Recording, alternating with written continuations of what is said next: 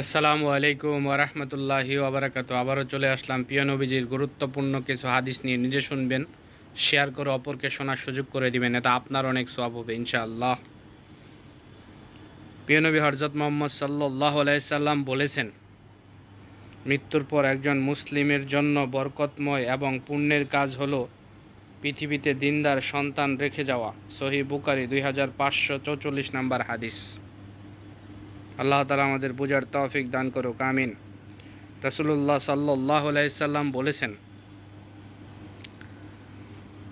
তোমরা ঈমানকে খাঁটি করো, অল্প আমলেই নাজাতের জন্য যথেষ্ট হইবে। যদি আপনার ঈমান খাঁটি থাকে, অল্প আমলেই নাজাতের জন্য যথেষ্ট হইবেন। আমাদের প্রিয় নবী হযরত মুহাম্মদ সাল্লাল্লাহু আলাইহি সাল্লাম বলে দিয়েছেন, সহিহ মুসলিম 2604 নম্বর হাদিস। রাসূলুল্লাহ সাল্লাল্লাহু আলাইহি সাল্লাম বলেছেন, আল্লাহ তাআলার নিকট দোয়ার চেয়ে কোনো জিনিস সম্মানিত নয়। তিরমিজি হাদিস নাম্বার 3370 নম্বর হাদিস। দোয়ার চেয়ে আল্লাহ তাআলার কাছে কোনো জিনিসই সম্মানিত নয়। আল্লাহ তাআলা আমাদের বোঝার তৌফিক দান করুক, আমিন।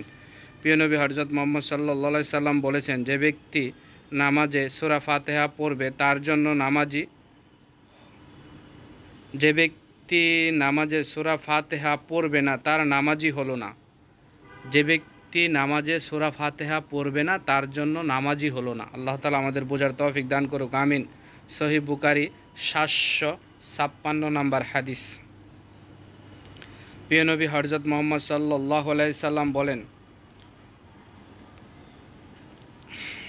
যদি কোনো খাবার পড়ে যায় তাহলে তা উঠিয়ে নিয়ে পরিষ্কার করে খাওয়া সুন্নত।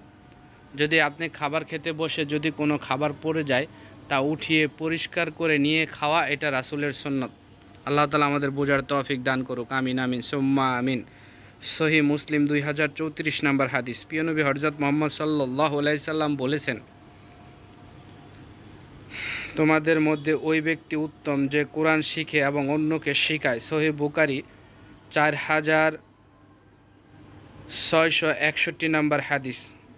প্রিয় নবী হযরত মুহাম্মদ সাল্লাল্লাহু আলাইহি সাল্লাম বলেছেন, প্রতিবেশীকে রান্না করা তরকারি হাদিয়া পাঠানো রাসূলুল্লাহ সাল্লাল্লাহু আলাইহি সাল্লামের সুন্নত। সহিহ মুসলিম 2624 নম্বর হাদিস।